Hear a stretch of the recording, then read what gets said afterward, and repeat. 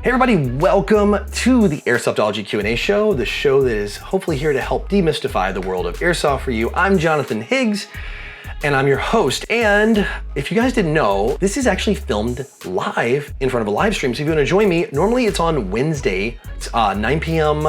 Eastern time in the US, 6 p.m. Pacific. If you haven't hit the sub button, definitely do it and hit the notification bell so you'll know when I go live so you can be a part of the live stream and I can pull your questions and get them answered here as part of the show, or you can put them below this video. Oh, before we get started, I do want to say this show is brought to you by Patch Fiend Patches, but more on that later. Creepy Airsoft asks in chat, what's the best way to clean inner barrels? I used to play paintball, so I clean those all the time. After switching to Airsoft, I've always worried about the bucking. So yes, there is a proper way to clean your inner barrel of your Airsoft. The first thing I'll tell you, what you don't want to use is any kind of petroleum-based cleaner. That's the most important thing. You're coming from paintball, you probably know that already, but anybody who does it, don't use anything that is petroleum-based. So like WD-40, the big no, anything like that. No.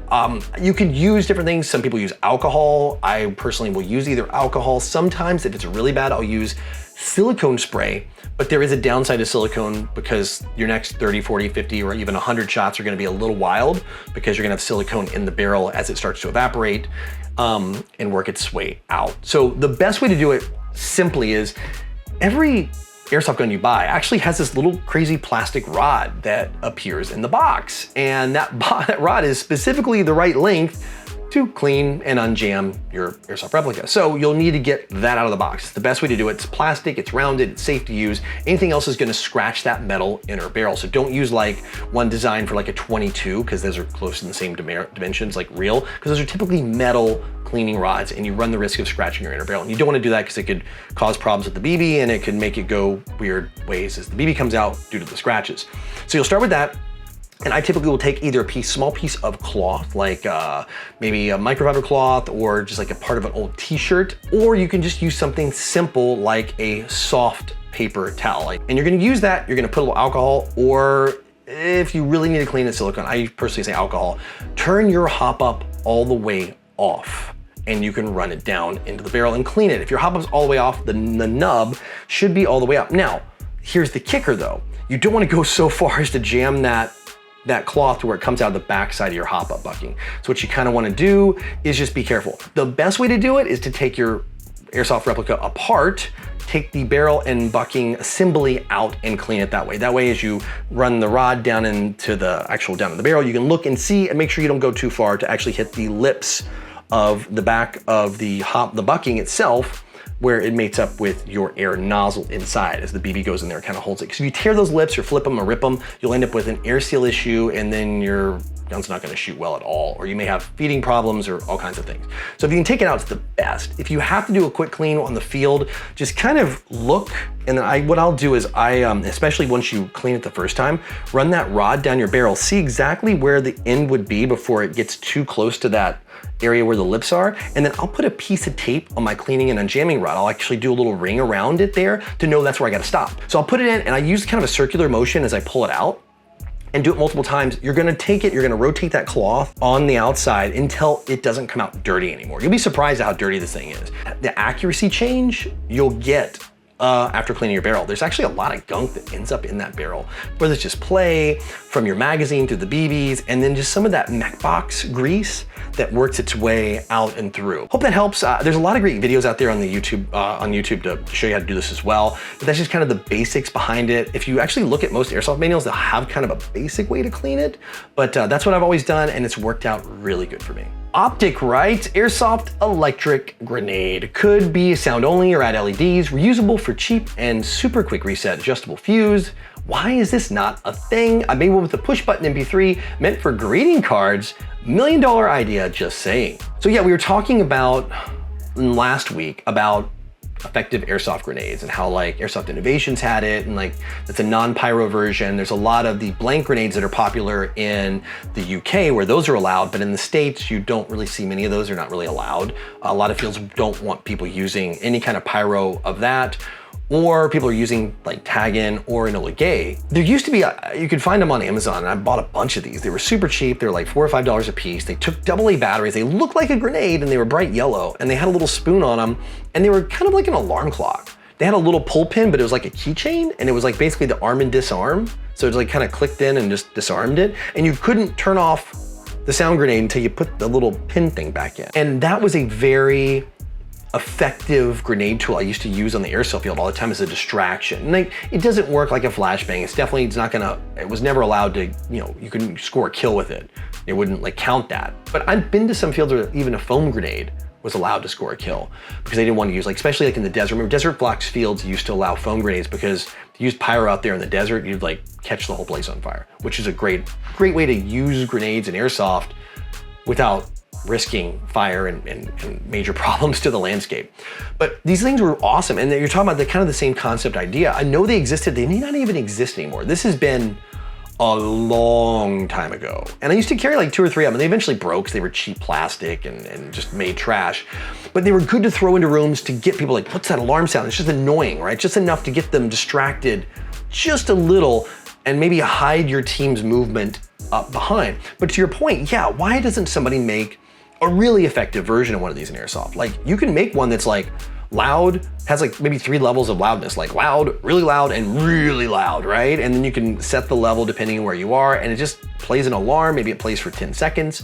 Maybe you can record audio like those greeting cards. You actually have it say something, although that would be such a troll if it was. But just have it make some noise or do something that would be an effective distraction device. Maybe it has a reset timeout of like 5 minutes, so you can only use these things every 5 minutes. There's a lot of things you can do to program it. Well, it's a great idea. I think it's awesome, and I think somebody should do this. There probably is, I don't know about $1 million idea, but if you can make something effective, affordable, reusable, and maybe like put an air tag or something in there so it's trackable, or like a tile, so if you lose it, you can at least find the thing. It could be pretty darn good, especially at Milsim. If you have like a tracker in it, you can track these things down, because sometimes you like chuck them and then you're like, where'd it go? Or an enemy grabs it and puts it in his pocket. At least you can find the thing later. But I think it's pretty cool. I think it's definitely an idea. And if somebody's out there watching that's into this, this might be a good idea if you have the distribution channels to get into doing an effective airsoft grenade. Cole Whitehead writes, I have a question. I've heard it from a few people, and yes, I even have my own opinions on it, but I want to hear it from a professional standpoint. LOL. Is airsoft actually considered LARPing? Ah, LARPing, yes. And like I said, we record live, so I'm interested in chat's comment on this. We'll talk about this after we wrap up the show, but I want to address it with you guys here watching the recorded show. My opinion is yes, absolutely, especially at like the Milsim level. It's 100% LARPing. If you don't know LARPing is live action role play. The core version of that would be you see these people in the park dressed up in medieval garb. They've got like the foam or the swords, and they'll do these sword battles. And they'll literally have very strict rules on how to win these events and games. It's competitive, but there's actually true organizations. Is airsoft that? In my opinion, absolutely. And I'll tell you this, I don't ever take myself too seriously when I play airsoft. I mean, if you boil it down to the core components, do you dress up and play a character or role? Yes. Medieval, airsoft. So, magician, support gunner or sniper rifle, sniper, right? Do you have specific roles and rules based on that role? Well, yes, minimum engagement distance, the type of weapon you can use, well, that's exactly the same. Do you put a costume on that mimics that role or benefits the use of that role? Well, yes, at Milsim events, there's uniform requirements and class requirements. Are there, is there limitations to how many of these you can have? Well, yeah, at a Milsim event, they only let you have so many support gunners and sniper players. Otherwise, it would ruin the game. Do you have more warriors than anything else? Well, yes. Do you have different roles? Well, yeah.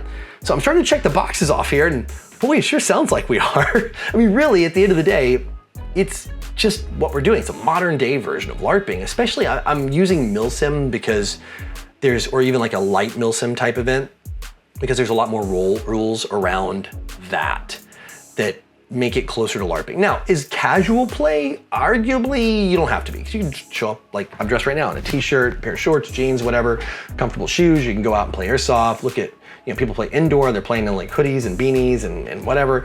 So I think there are certain aspects of Airsoft that are for sure LARPing. And then there's some that are like practice or hobby or fun. I mean, some people never it's like skirmish games are not practice necessarily for a milsim event. So, but I'm curious, because you might disagree with me, and I'm totally cool with that. And please understand, on this channel, you can always disagree. You're not gonna get trashed in the comments. We might have a good discussion down there, but it doesn't mean I'm right or you're wrong or whatever. Like, please, I'd love to hear your opinion on this or any of the questions I've asked in the show or answered, because this is a community and I'm looking for everybody's opinion, and everybody's opinion does matter. The only thing is, the one rule I have is DBAD, don't be a jerk. As long as you're respectful, your opinion will be allowed here, always. So yeah, I'm curious, is Airsoft LARPing? I wanna know, chat, what do you think? Is Airsoft LARPing?